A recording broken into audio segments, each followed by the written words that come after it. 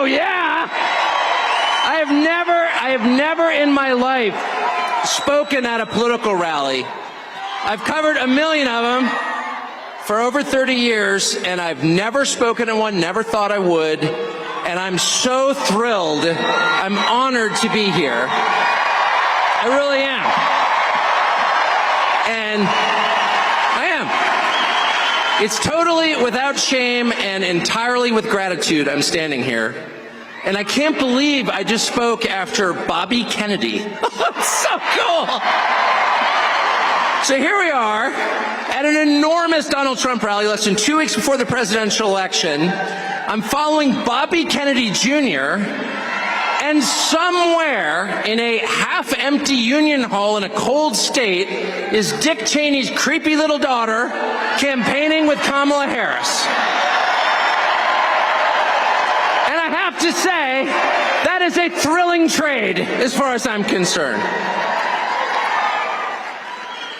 I never thought I would live to see the day when Bobby Kennedy would be one of the most beloved figures in a room full of Republicans, and Mr. Burns from The Simpsons and his criminal daughter would be Democrats. It's just absolutely wonderful. So here's my perspective. I think Donald Trump's going to win, which is amazing.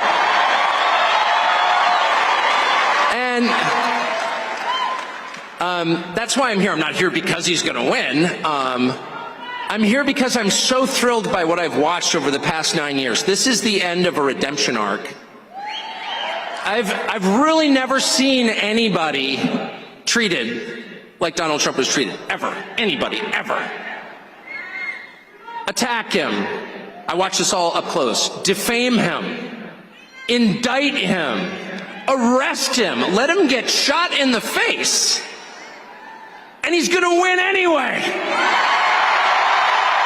Oh.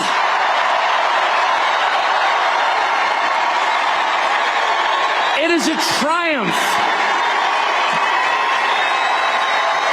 It's a triumph. The phrase triumph of the human spirit has been turned into a cliche by the people who write movie posters, but it doesn't make it any less real. Donald Trump's victory will be a triumph of the human spirit. It will be a triumph of Americans over the machine that seeks to oppress them. It'll be a middle finger wagging in the face of the worst people in the English-speaking world who are our leaders. It will be a moral victory the size of which I never thought I would live to see. And it's essential. It is so important that that happens for a couple of reasons, and here's what they are.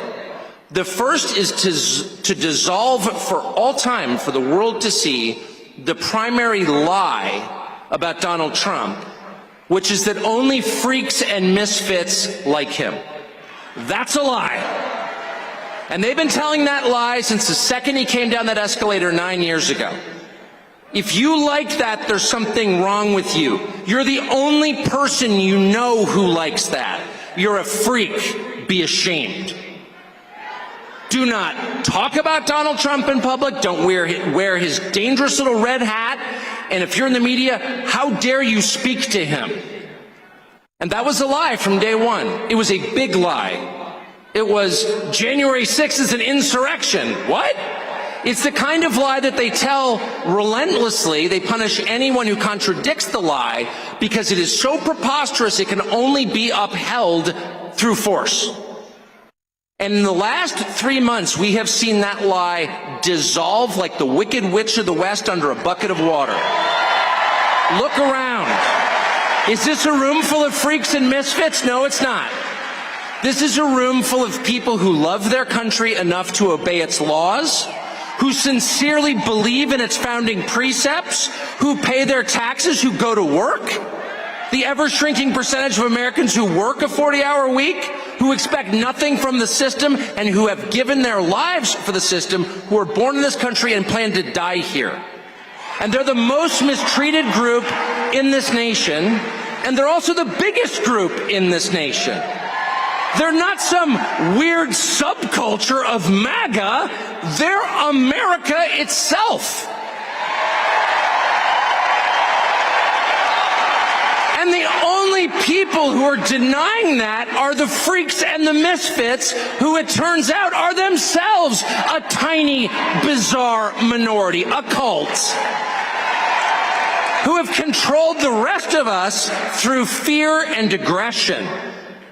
And that has ended. And it has ended thanks to the heroic stand that a couple of individuals have taken, first among them Elon Musk.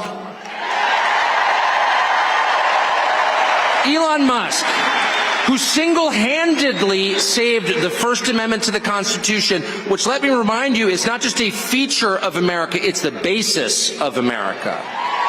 It's the First Amendment for a reason. It's what separates the free from the enslaved. Slaves are not allowed to say what they think. Free men have God-given right to do so and will. And this is the only country on earth in which that is guaranteed. And without Elon Musk, it wouldn't be, because he stands alone as the owner of a media platform that is still open. There's only one, and it's X. It's foreign-born Elon Musk. And then for him to come out, and by the way, just for the record, I've taken not a dollar from Elon Musk, okay? It's not a paid advertisement, it's just an observation. And this is heartfelt gratitude. And when you see the richest man on planet Earth stand up there in a t-shirt and start jumping around on stage, he's also one of the biggest federal contractors. People say, oh, he's got FU money. No, it's just the opposite. There is no such thing as FU money. The more money you have, the more vested you are. There's only FU poverty, actually, is the truth. And Elon Musk has more to lose than any living American by taking the position that he did, and he did it anyway. And so what's the message? If the person who's created the most, not just piles of cash, he's not Larry Fink, he's not worshiping money like our finance class, he's building things. And if that guy is for Donald Trump, and not only not ashamed of it, he's jumping around in a t-shirt, I can see his belly button, he's so excited, then maybe I'm not alone. Maybe I'm not the freak.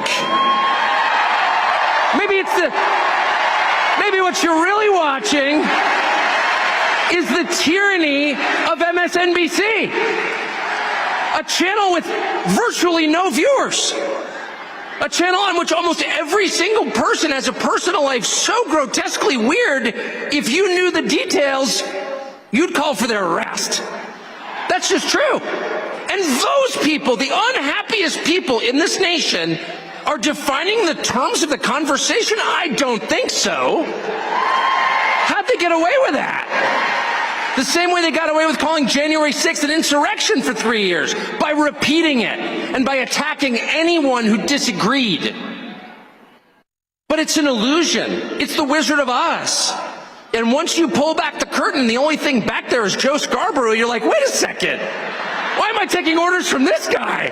He's a freak. I'm a normal person.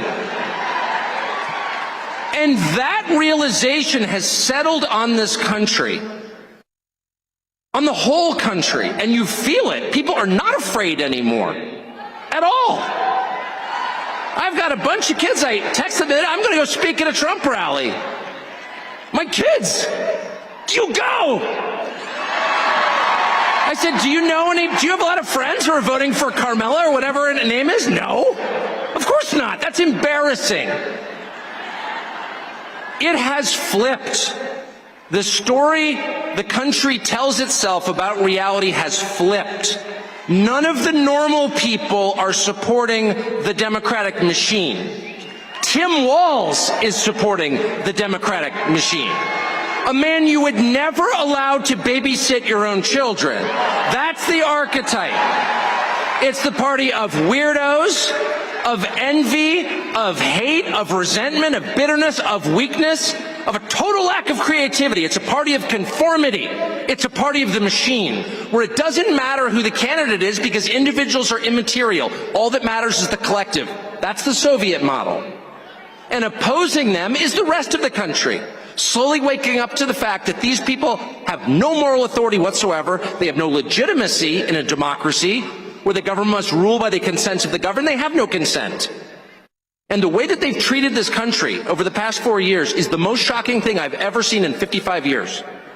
to allow millions of people, mostly young men with no skills and no English, into our country illegally, and then fly them around at our expense and give them phones and put them on welfare programs that no American citizen can get? It is the most insulting. Yeah, boo. But it's worse than boo. That's the biggest crime in the history of the United States of America. And it takes incredible stones, incredible gall for the people who did that to stand up there on a stage and give you a lecture about how you're immoral. It's too much. And so that's the second important thing about this election, okay? The first is every person in this room needs to understand you are not in a despised minority. You are in an incredibly gentle and tolerant majority who put up with this crap for way too long. As they insulted not only you, but the memory of your ancestors who died for this country. They tore down statues to their memory. People have never built anything in their lives. They went out of their way to humiliate you and spit on you and the graves of your ancestors. And that's not an exaggeration, they did that. And this country is so nice, it's so polite, it's so thoughtful and empathetic and sweet. It's the kind of country that loves dogs and gives directions to strangers, that we put up with it for 4 years. But we can't anymore. We just can't. And we can't for two reasons. The first reason that we can't put up with it for one more minute is because it's just not justice. It's not. It's not justice. It's unfair. You cannot reward the most parasitic, useless, violent, nasty, aggressive people in your country. You can't make them the richest. You just can't. It's just wrong. In a fair, decent country, the people who work the hardest, who have the highest level of talent, who are the most creative, who are the most decent to their neighbors, who give the biggest tips to waitresses, those people should be successful. Those people should be revered. It shouldn't be Larry Fink. Are you joking? Kamala Harris shouldn't have a job. She has no skills. How did we wind up with a system where Kamala Harris, you couldn't change the tire on your truck, much less drive it? How did she wind up at the top of the pyramid? And then once she's there, she lectures you like you did something. It's too much. You can't allow that. It's an offense against the truth, against reality, and against justice itself. And the second reason you can't allow it is very familiar to anyone who has children, which is if you allow it, you will encourage more of it. If you allow people to get away with things that are completely over the top and outrageous, if you allow your 2-year-old to smear the contents of his diapers on the wall of your living room, and you do nothing about it, if you allow your 14-year-old to light a joint at the breakfast table, if you allow your hormone-addled 15-year-old daughter to slam the door of her bedroom and give you the finger, you're going to get more of it. And those kids are going to wind up in rehab. It's not good for you, and it's not good for them. No. There has to be a point at which dad comes home.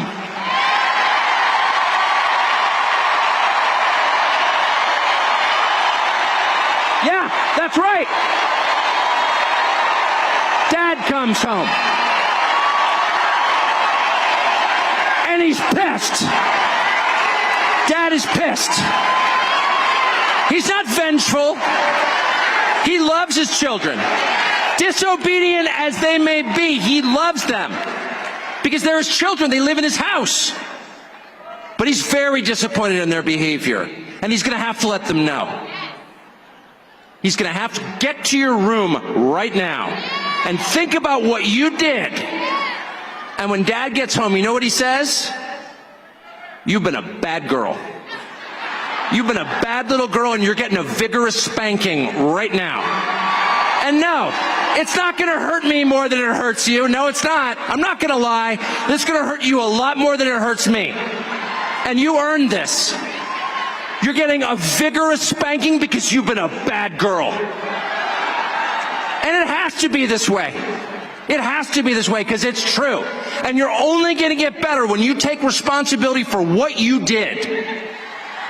That's not said in the spirit of hate.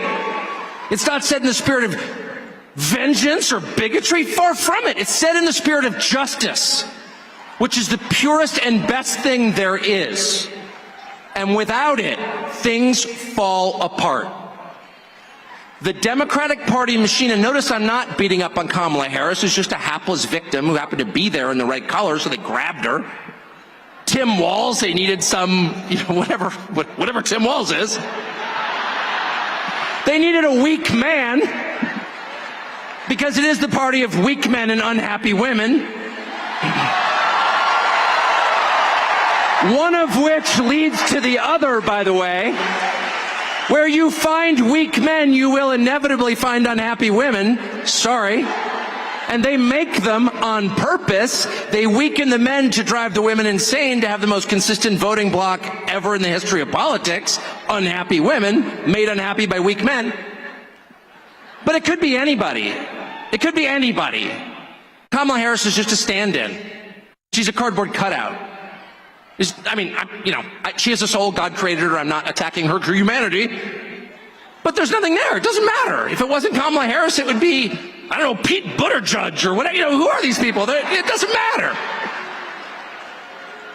They're the cutouts.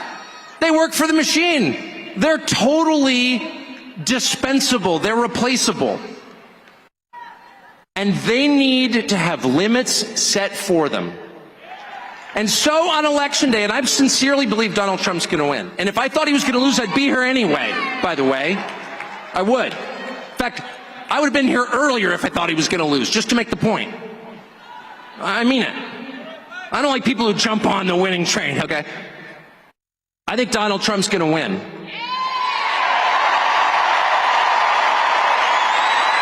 And not only do I think Donald Trump's going to win, I think that the vibe shift has been so profound. I mean, the numbers suggest he's going to win. He's ahead in all 7 battleground states. But much more important, and the early voting seems to be favoring him.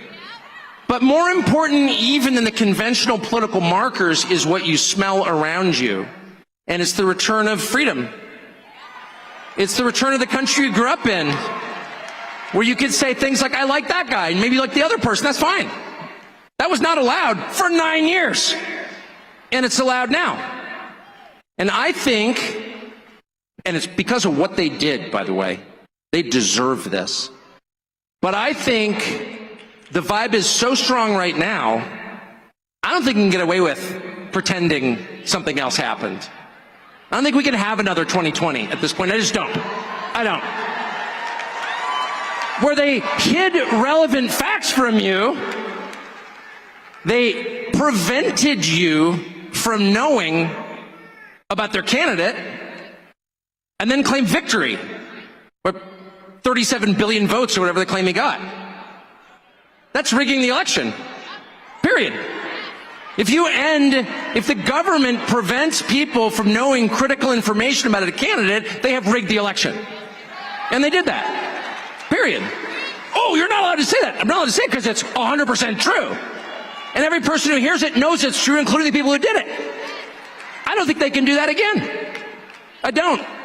And I don't think, no matter what they pull 2 weeks from now, 13 days from now, I don't think they can get away with standing up and being like on MSNBC, no, actually, Kamala Harris is historically popular, it turns out. A woman who's never had a job, who can't even pronounce her own first name consistently. That's how false she is. Some woman who grew up in Montreal, Canada, is lecturing me about America. Okay. I don't think they can do that, because I don't think people are going to sit back and take it. I don't. It's enough. It's enough. That's the point at which you say, no, I'm sorry. I put up with this crap for a long time. I indulge your little fantasy. It's like when your teenage girl becomes a vegetarian, and you're like, okay, that's, okay, it's fine. No, I totally understand. You're like, it's a phase.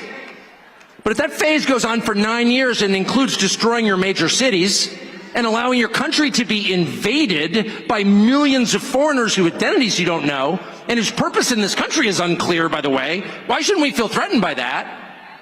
If they go out of their way to crush families, to make it impossible for your kids to buy a house, I mean, getting involved in the sex lives of your children, which they are.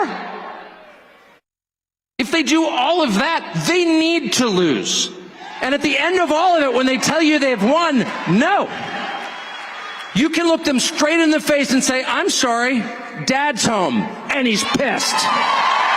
Thank you.